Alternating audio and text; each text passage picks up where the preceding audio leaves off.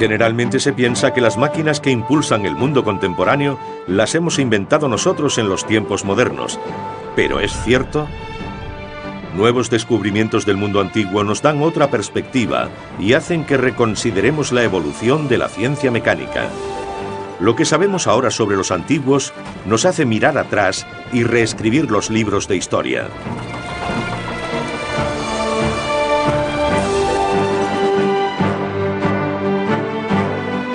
Grandes descubrimientos.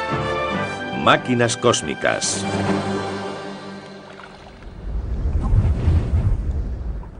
Mientras Europa estaba sumida en la Alta Edad Media, China imperaba como la superpotencia tecnológica mundial.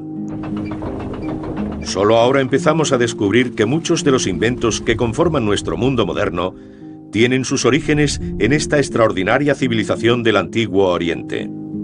Complejas máquinas de engranajes que impulsaban una producción a escala industrial. Sismógrafos de precisión para detectar terremotos. Perforadoras que horadaban la Tierra cientos de metros en busca de gas natural. El motor cósmico, un ordenador astronómico a gran escala, que no solo medía el tiempo, sino que también predecía el movimiento de los planetas y las estrellas. E incluso altos hornos, capaces de forjar metal a una escala que rivaliza con los del mundo moderno. Algunos son tan complejos que su funcionamiento interno ha sido un misterio durante siglos. China ha sido siempre un estado inmenso, mucho más unificado que Europa en la misma época. Para controlar la población tenían que organizar la producción a una escala enorme. A mi entender, esa es la base de la industrialización. Pero ¿cómo llegó a ser tan avanzada la tecnología de China? ¿Y quiénes fueron los inventores antiguos que estuvieron a la vanguardia del diseño de estas máquinas tan complejas e impresionantes? Un descubrimiento en un texto antiguo es sorprendente. Describe en detalle algo que también es vital en la época moderna, pero que se inventó hace casi 2 milenios. Es un sismógrafo, una máquina que detecta terremotos.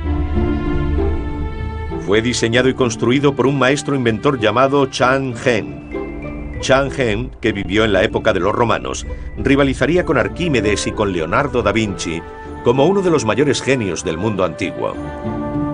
En el siglo II después de Cristo, el sismógrafo se adelantó más de 1500 años a una tecnología occidental similar.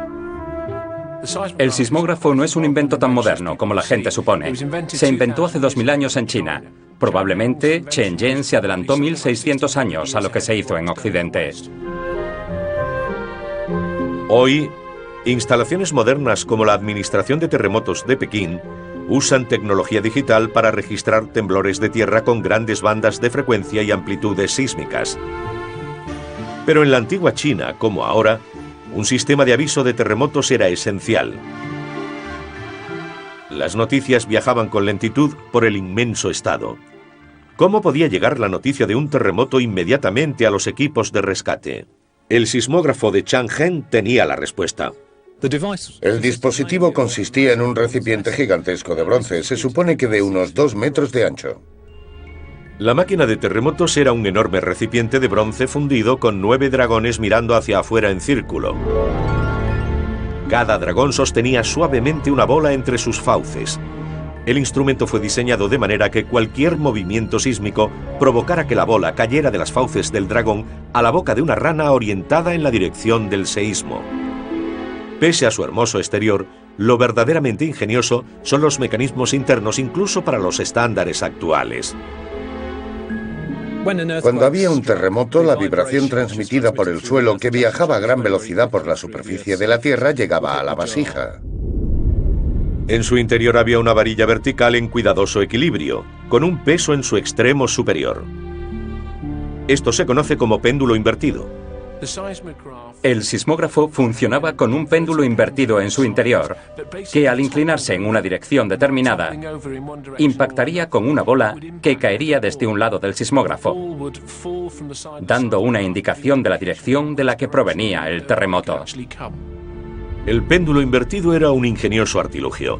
Permanece inmóvil hasta que la más mínima vibración hace que oscile, indicando la dirección del epicentro. Podemos imaginar cómo es un péndulo convencional si pensamos en el balanceo del reloj del abuelo, que tiene un péndulo oscilando. Un péndulo invertido es exactamente lo contrario, al tener un eje inferior y tratar de mantenerlo en equilibrio desde abajo. Pero hay otro descubrimiento de la antigua China que, como el sismógrafo, también es vital para nosotros hoy. Una tecnología que proporciona la fuente de energía definitiva del mundo moderno: la prospección de petróleo. Hoy asumimos que han sido los ingenieros modernos los pioneros en el arte de la perforación de las profundidades. Pero increíblemente, las técnicas para conseguir el suministro actual de petróleo y gas natural, en realidad, fueron reinventadas a partir de máquinas chinas de hace 2000 años. Es asombroso pensar que hace 2000 años los chinos utilizaban las mismas técnicas de perforación en busca de sal y gas natural que seguimos usando hoy. El tamaño de las antiguas máquinas de perforación era extraordinario. Las torres de prospección, conocidas también como carros del cielo, se levantaban a más de 55 metros sobre el suelo. Las imágenes que hoy asociamos al paisaje de Texas podían no haber sido desconocidas en la antigua China. Sorprendentemente, todavía existen ejemplos de estas antiguas máquinas industriales en algunas regiones de la China actual. Esto permite que los investigadores puedan hacerse una idea de los recursos utilizados en estas ingeniosas máquinas descomunales. La torre de perforación está construida con resistente bambú y el taladro está suspendido de unos cables. Un equipo de obreros pisaba sobre una palanca de madera parecida a un balancín, levantando la cabeza del taladro hecha de hierro. Seguidamente bajaba por el conducto hasta golpear la roca dura para irla pulverizando. El cable de bambú utilizado en la máquina es extremadamente fuerte. De hecho, su capacidad de tensión es comparable a la del acero actual. El vástago de la perforadora se extraía del orificio usando una gran rueda de aspecto parecido a un cabrestante de perforación moderno. Estas torres eran extremadamente versátiles.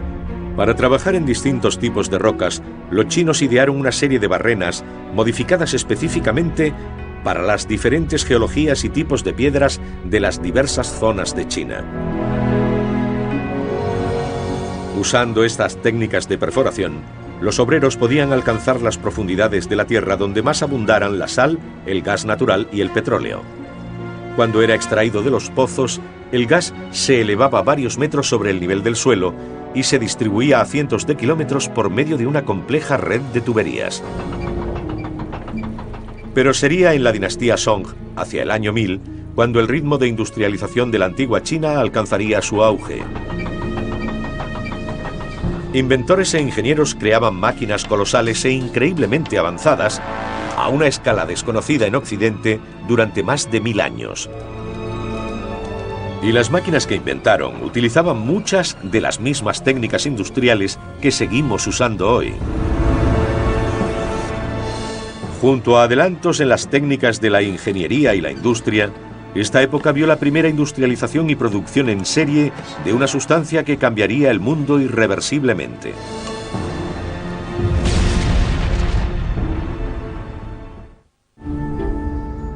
La dinastía Song se prolongó del 960 al 1279 después de Cristo y se estableció en la región oriental de Henan. La dinastía inauguró un periodo de 300 años de crecimiento económico, acompañado de grandes logros artísticos e intelectuales.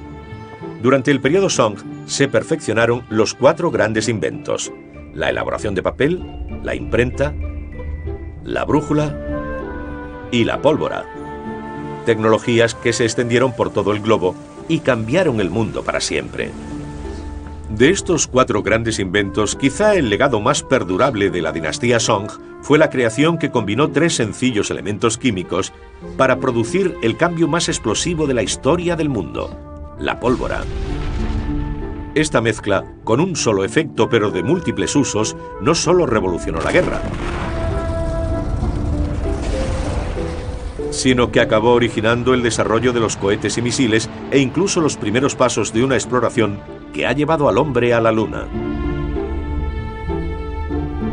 Pero este periodo también se caracterizó por asombrosos avances en la industria.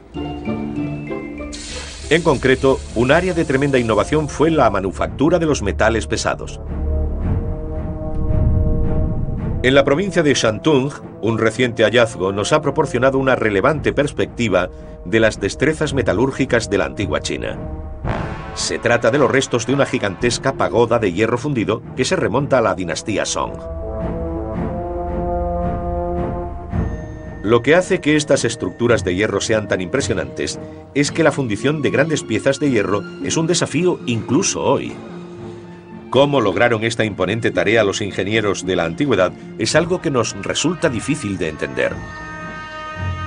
Para producir hierro fundido de calidad a gran escala, los obreros contemporáneos tienen que mantener un enorme volumen de material fundido a una temperatura elevadísima para que sea posible verter el metal líquido.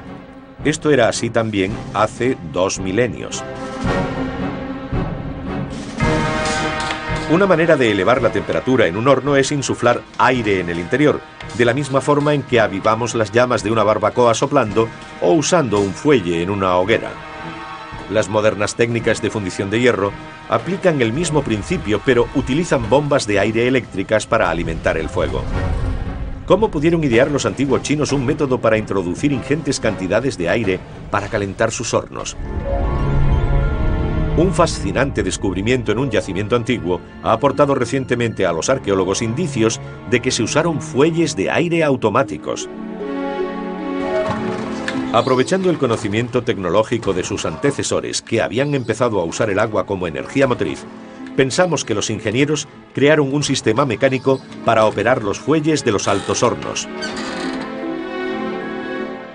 Para generar el calor necesario en un alto horno, es necesario un volumen considerable de aire. No tiene que estar a una presión muy alta, pero tiene que ser una gran cantidad.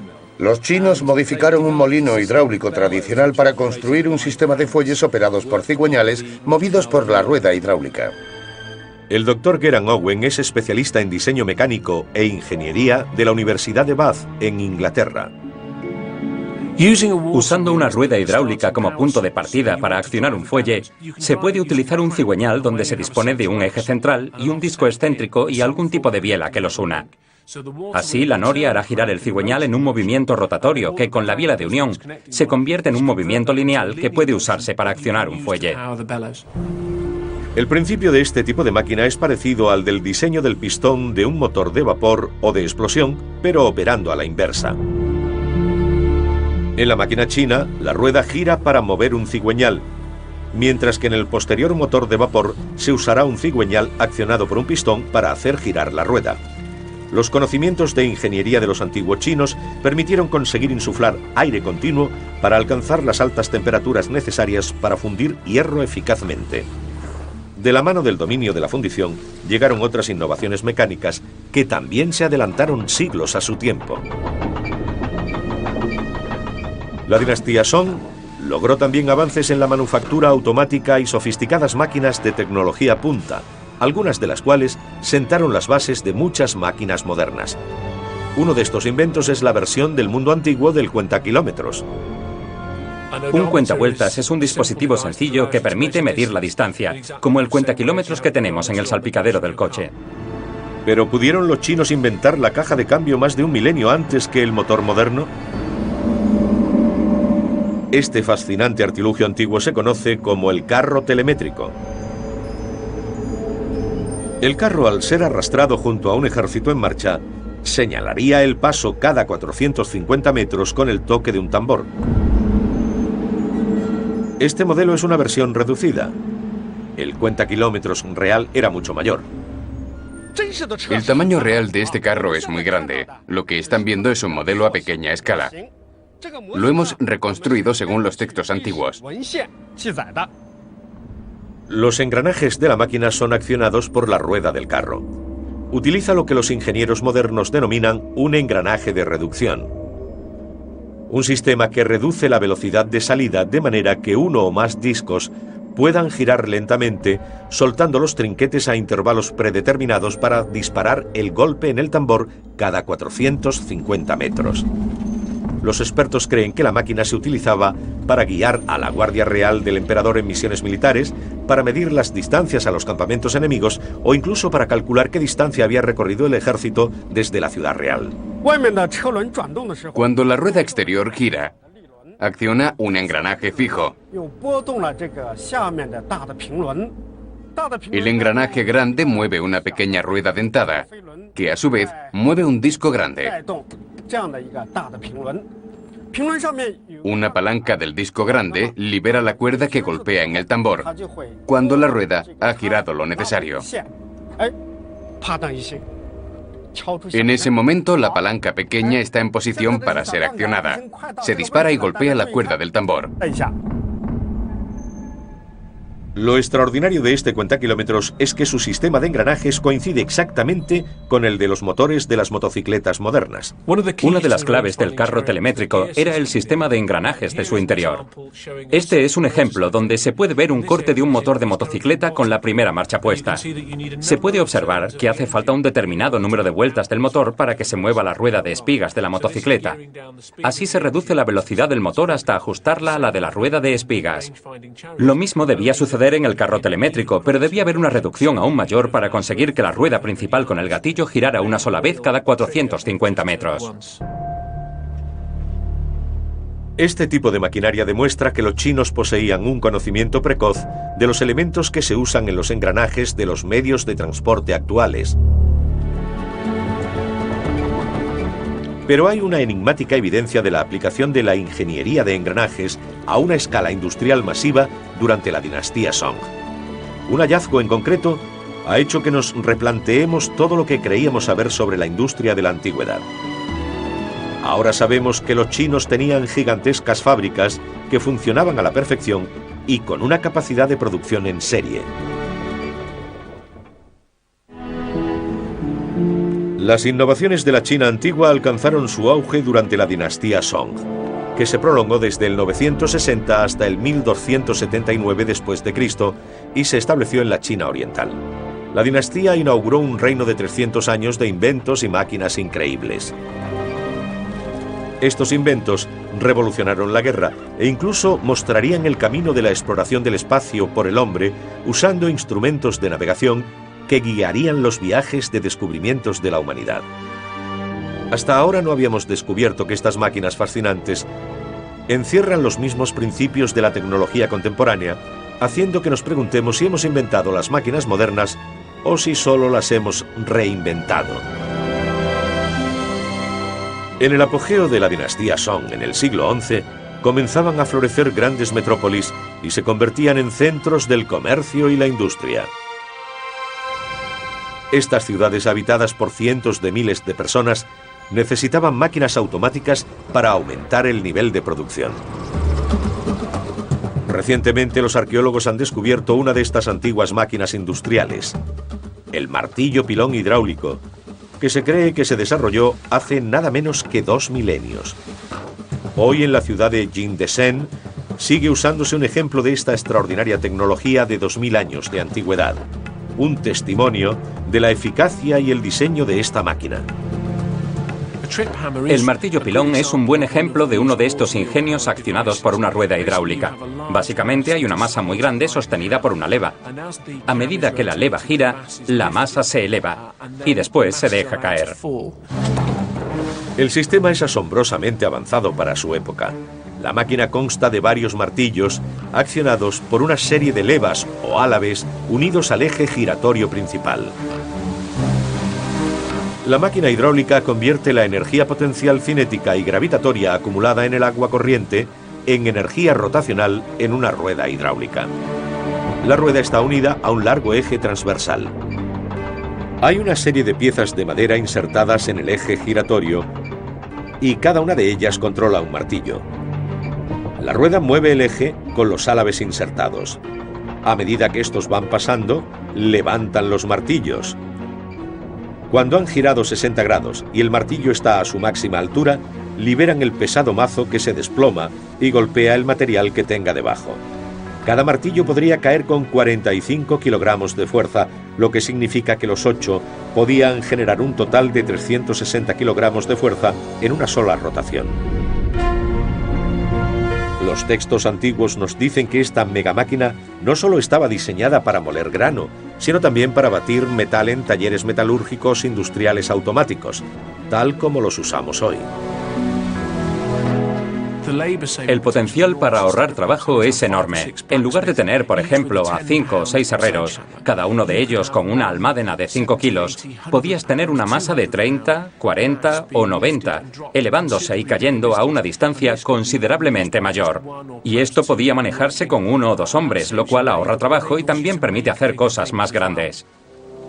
Los restos de estas ruedas gigantes que hacían funcionar los martillos siguen salpicando el paisaje de las provincias rurales, ofreciendo una fascinante visión de cómo eran realmente estas máquinas hidráulicas.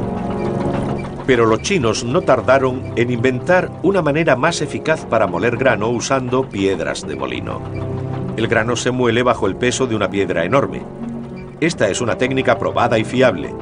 Pero los antiguos chinos llevaron esta tecnología a un nivel superior. Esta máquina se llama molino de engranajes múltiples. Como la máquina del martillo pilón, el molino de engranajes múltiples también estaba accionado por agua. Sin embargo, esta máquina aprovechaba la energía del agua para hacer funcionar un complejo sistema de engranajes angulares y accionaba 9 muelas independientes de 2 toneladas. Asombrosamente, los ingenieros idearon un avanzado sistema que transfería la energía del agua por medio del eje del árbol de transmisión a engranajes en ángulos de 90 grados para mover las piedras de molino. Tenemos esta enorme rueda a la que va fijado un eje en el que hay toda una serie de engranajes que proporcionan la energía motriz. A partir de estos, una serie de engranajes en ángulo recto van cambiando la dirección de la rotación, moviendo un conjunto de distintas piedras de molino a lo largo de un eje. Es una manera muy económica de generar la energía necesaria.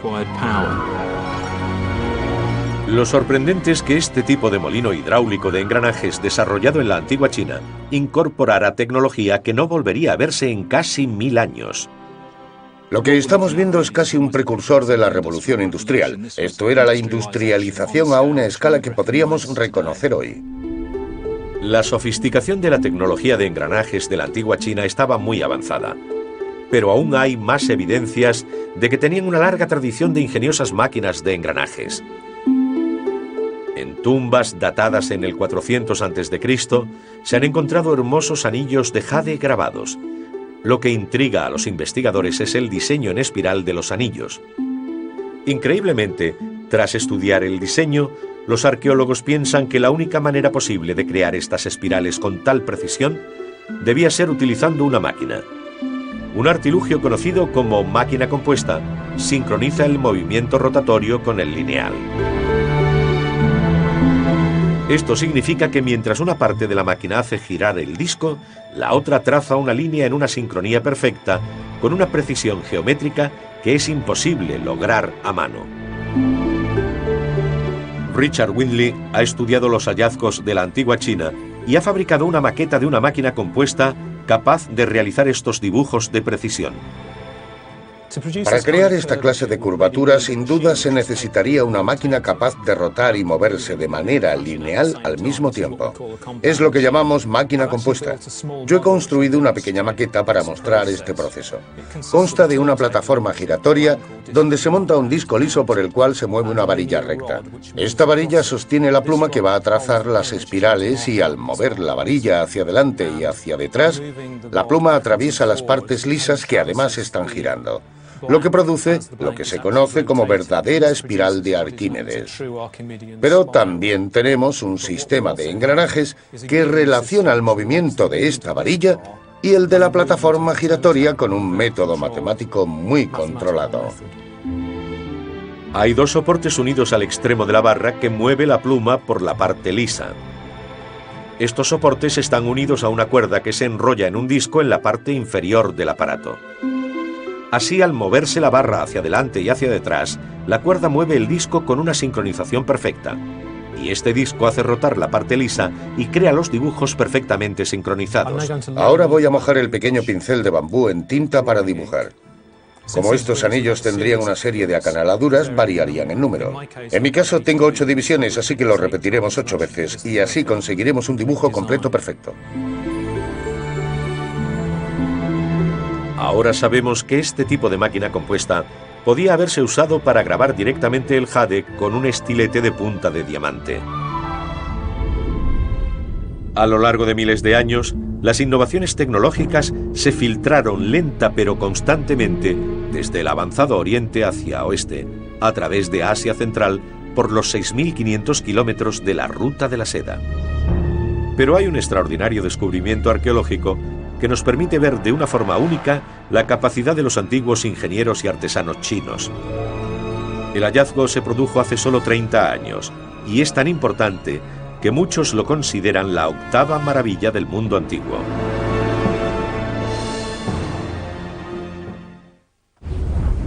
Muchas ideas y métodos para crear obras maestras de la tecnología se han perdido para la historia, pero sobreviven enigmáticos objetos del mundo antiguo que nos aportan cautivadoras evidencias de que miles de años antes de la era moderna ya existían técnicas increíblemente complejas.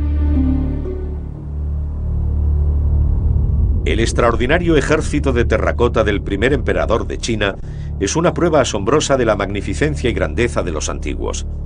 Ubicado en la China oriental, muchos lo consideran hoy la octava maravilla del mundo antiguo. El descubrimiento de esta tumba y su excavación es uno de los hallazgos arqueológicos más importantes de todo el mundo. Es tan importante como las pirámides, si no más, y aunque hay muchas tumbas en China, no se ha descubierto ninguna que tenga esta escala.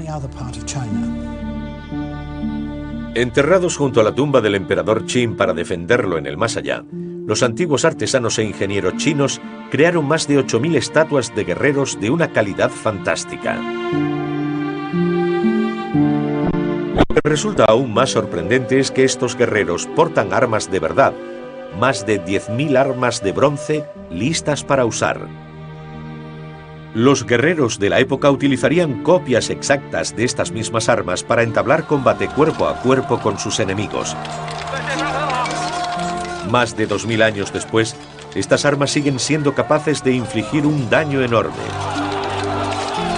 Lo que es especialmente sorprendente es que estas armas, junto a los guerreros y su armadura, se produjeron en serie en fábricas metalúrgicas de la antigua China. Pero ¿cómo abordaron los ingenieros del emperador la complejidad de la producción en serie de alta calidad? ¿Y qué tecnología se usó para crear algunos de los objetos más bellos y complicados del mundo? Cada figura se modeló, vació y pulió individualmente. Esto demuestra que son técnicas de producción que no se introdujeron en Europa hasta el siglo XVIII. La escala del descubrimiento es imponente y aún hoy, unos 30 años después de los primeros hallazgos, los arqueólogos siguen encontrando cientos de armas y objetos.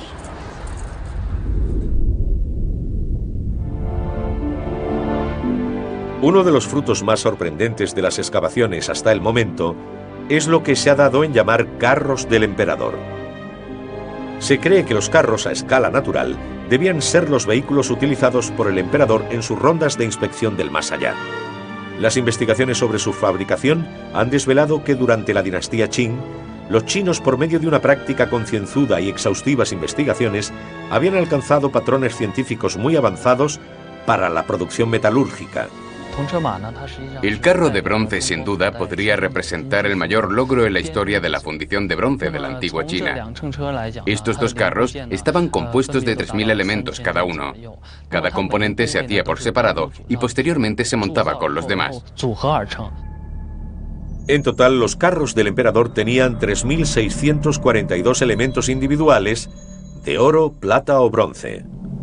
Lo particularmente notable es que cada uno se había fundido por separado antes del montaje. Sería como tallar a mano las 3.500 piezas de un rompecabezas por separado, sin poder combinar ninguna de ellas con sus vecinas hasta que el proyecto estuviera completo. Y además garantizando que el ajuste sería perfecto. La mayoría de las uniones se hicieron mediante una técnica conocida como soldadura de fundición. La soldadura es la técnica para unir dos piezas de metal usando temperaturas extremadamente elevadas y un material de relleno o de soldadura derretido para crear una unión sólida. La soldadura de fundición del hierro es muy complicada incluso hoy, debido a que el hierro fundido tiene un contenido de carbono superior en 10 veces al del acero, lo cual provoca que el metal se astille. Controlar la temperatura del proceso es el método de garantizar el éxito, y esto exige un conocimiento muy avanzado de las temperaturas críticas y de las propiedades de los metales. También se usaron las incrustaciones. Es un proceso complicado que consiste en insertar una pieza de metal en una ranura de otra. Una técnica compleja que los antiguos chinos dominaron. Estas eran técnicas muy avanzadas que siguen usándose hoy.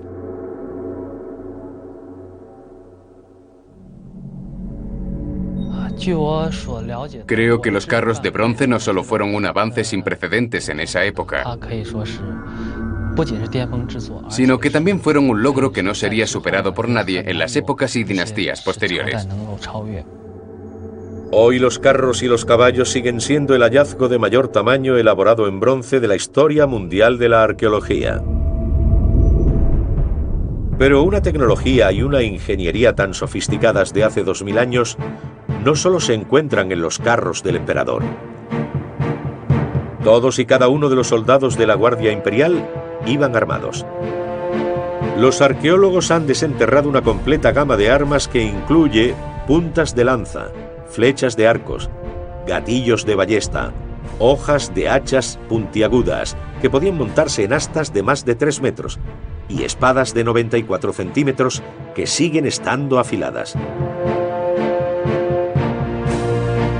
La escala del número de armas por sí sola sugiere que debían estar en funcionamiento grandes talleres a un nivel de industrialización equiparable al de las fábricas de las modernas ciudades occidentales. Con minucioso detalle, cada arma se fundía y forjaba según su forma patrón, y se limaba, cincelaba, perforaba y pulía.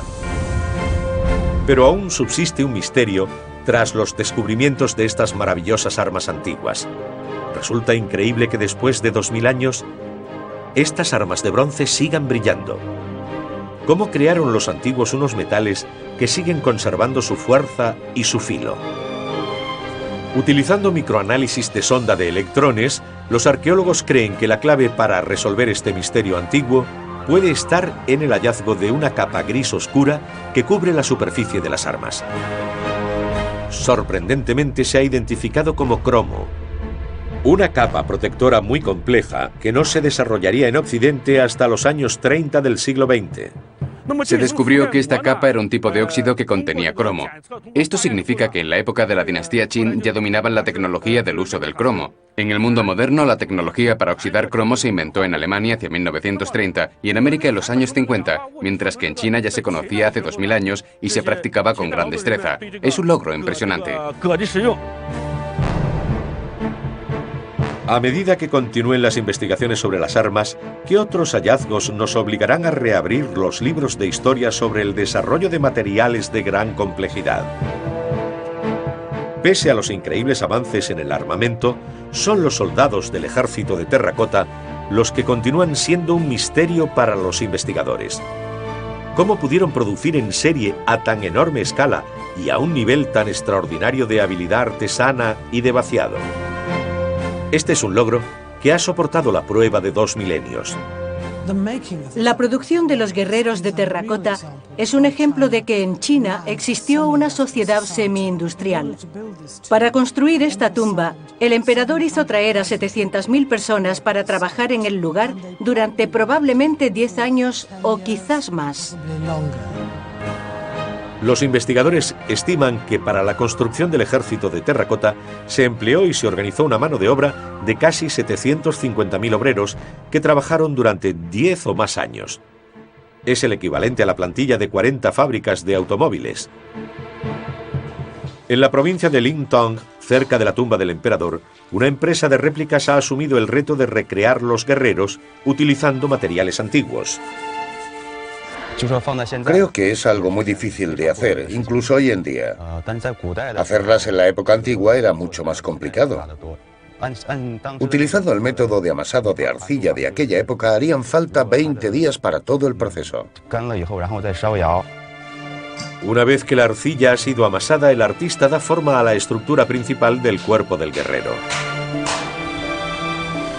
Entonces cada figura se esculpe con una armadura y una expresión facial individual. Los talleres modernos que recrean este proceso han averiguado que cada figura de un guerrero necesita una media de 136 kilos de arcilla, lo que significa que los artesanos que crearon el ejército de terracota habrían necesitado del orden de 1000 toneladas de arcilla. Hasta ahora no se han descubierto hornos en las excavaciones y los procesos de horneado siguen siendo un enigma para los arqueólogos. Algunos investigadores piensan que los vaciados de los guerreros se revestían con cubiertas provisionales y se cocían usando una técnica tradicional por la que alcanzaban temperaturas de hasta 1000 grados.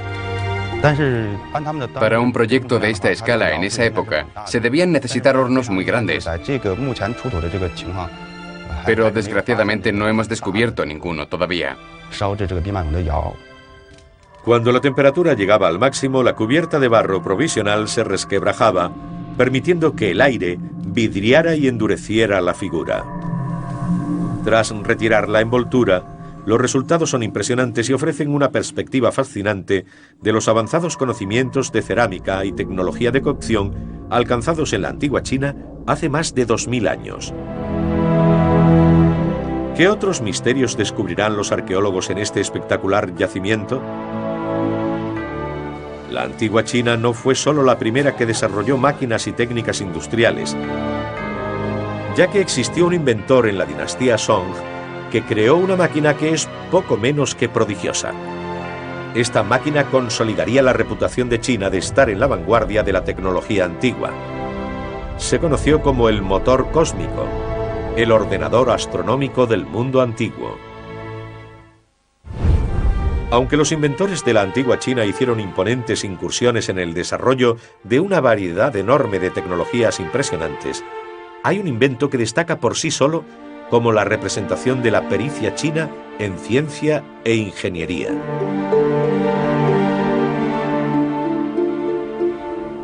Y como también fue el caso de romanos y griegos, fue construido por un genial creador chino que se adelantó mucho a su tiempo. Un maestro de la tecnología de precisión y un brillante ingeniero total cuyo nombre era Su Song. El invento más sorprendente de Su Song era tan complejo que durante siglos su funcionamiento fue un enigma para ingenieros e inventores. Se llamó sencillamente motor cósmico. Era un enorme ordenador cósmico astronómico hidráulico que constituye tal hazaña de la ingeniería y la ciencia que pocos estudiosos occidentales creyeron en su existencia. El motor cósmico hidráulico de Su Song fue creado en 1092 después de Cristo. Se consideró uno de los logros más espléndidos en la historia de los inventos chinos antiguos. El complejo mecanismo de Su Song se diseñó para calcular el tiempo. No solamente las horas y los minutos, sino las semanas, los meses y las estaciones. Los antiguos chinos comprendían que el calendario refleja la forma en que la Tierra se desplaza alrededor del Sol. Pero lo que convierte a esta máquina en algo único es que el motor cósmico también calculaba la manera en que la Tierra y los planetas se desplazaban por el espacio. Además, los antiguos chinos creían que los movimientos de las estrellas estaban estrechamente relacionados con el destino del país y de sus gobernantes. Este antiguo observatorio en Dengfeng, provincia de Henan, es el observatorio astronómico más antiguo que queda en pie en China. Construido en el siglo XIII, aún hoy, cuando el Sol alcanza su cenit, los rayos pasan por este canal central. Después de que el gobernante de la dinastía Yuan unificara China, quiso mejorar el desarrollo de la agricultura. Quisieron reformar todos los calendarios para poder saber cuándo llegaba el momento en que los campesinos debían plantar el grano. Cada día medían la sombra del sol y registraban sus cambios. Posteriormente, según el registro, elaboraron otro calendario. El calendario nos dice que el Sol tarda 365 días, 5 horas, 49 minutos y 12 segundos en volver a la misma posición. Pero 2 siglos antes de que se construyera este fascinante observatorio, Xu Song estaba a punto de diseñar y posteriormente construir su ordenador astronómico. Esta sería una máquina que no solo podría calcular el paso de las estrellas y la Tierra para medir el tiempo, sino que también revelaría al mundo la sofisticación tecnológica de la antigua China. Era una tarea monumental. ¿Cómo haría realidad Xu Song tamaña ambición? El motor cósmico era un enorme aparato de 12 metros de alto con un interior muy complicado. Contenía 4 sistemas principales formados por más de 400 partes. Es una obra maestra del diseño mecánico y la industria y un logro maravilloso para la época. Hoy sabemos exactamente cómo se construyó porque Xu Song nos ha dejado planos detallados en su tratado titulado Un nuevo diseño de esfera armilar mecánica y globo celeste. El libro se escribió hace 900 años. Este libro es muy valioso para nosotros. Nos proporciona el plano original, de manera que los investigadores pueden ver claramente la configuración de este aparato antiguo.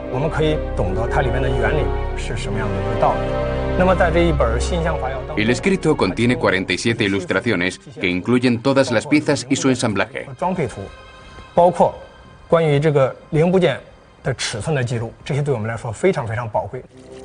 Utilizando los planos originales, el Museo de Ciencia y Tecnología de Pekín ha fabricado una reconstrucción exacta. El ordenador parecía una torre. Todo el mecanismo tenía una altura de 5 pisos. En la parte delantera de la torre había una estructura en forma de pagoda, y cada uno de los 5 pisos tenía una puerta a través de la cual aparecían unos maniquís que hacían sonar campanas y gongs y llevaban unas tablas que indicaban las horas y otras unidades temporales del día y de la noche. Pero ¿cómo funcionaba? ¿Qué ingeniosos inventos y desarrollos tecnológicos utilizaba este increíble artilugio? Un globo celeste que muestra el movimiento de las estrellas en el interior de la torre gira sincronizado con una esfera que hay justo encima. A medida que la esfera celeste gira, también lo hace la esfera de arriba. Esto significa que los analistas e ingenieros que usan el ordenador pueden comparar y contrastar las 2 esferas y registrar múltiples datos. Todos los indicadores de tiempo se controlaban por medio de la misma maquinaria gigante que hacía girar simultáneamente la esfera y el globo. Dentro del mecanismo está el ejemplo más antiguo de un escape en una máquina, un concepto esencial en la relojería mecánica moderna. En cualquier tipo de maquinaria de reloj, la energía debe transmitirse al mecanismo de una forma exacta que pueda ser regulada con precisión. La función de este escape es suministrar la energía regularmente, algo que Xu Song resolvió con éxito. Xu Song introdujo una rueda dentada a la que se conectaba un tope que solo permitía que los dientes giraran a un ritmo determinado, deteniendo la rotación brevemente y permitiendo que continuara a una frecuencia exacta y regular. Este ingenioso sistema fue el que permitió que se inventaran los relojes occidentales siglos más tarde. De hecho, es el cierre y apertura regulares del escape lo que provoca el sonido de tic-tac de cualquier reloj o temporizador actual. Otro aspecto ingenioso del motor cósmico era su fuente de energía. Una gran noria con cubos movida por el agua que hace girar todos los ejes y pone en movimiento los distintos elementos. Esta gigantesca máquina antigua funcionó desde el siglo XI hasta que fue destruida por enemigos políticos de la dinastía Song. Los investigadores consideran el motor cósmico el mayor logro mecánico de la Edad Media en cualquier parte del mundo. La dinastía Song dejaría un legado de ciencia y tecnología, ingeniería e industrialización que cambiarían el mundo irreversiblemente. Aunque la historia de la China antigua está plagada de evidencias de máquinas complejas, muchos diseños ingeniosos eran inconcebibles e increíbles en Occidente en la misma época. Gracias a la interpretación de los textos y a las investigaciones arqueológicas sobre los antiguos conocimientos chinos, debemos admitir sin duda que muchos de los inventos y descubrimientos sobre los que se basa el mundo moderno han tenido su origen en las geniales mentes de la antigua China. ¿Tendremos que reescribir los libros de historia? ¿Tendremos que replantearnos todo lo que creíamos saber sobre el mundo antiguo?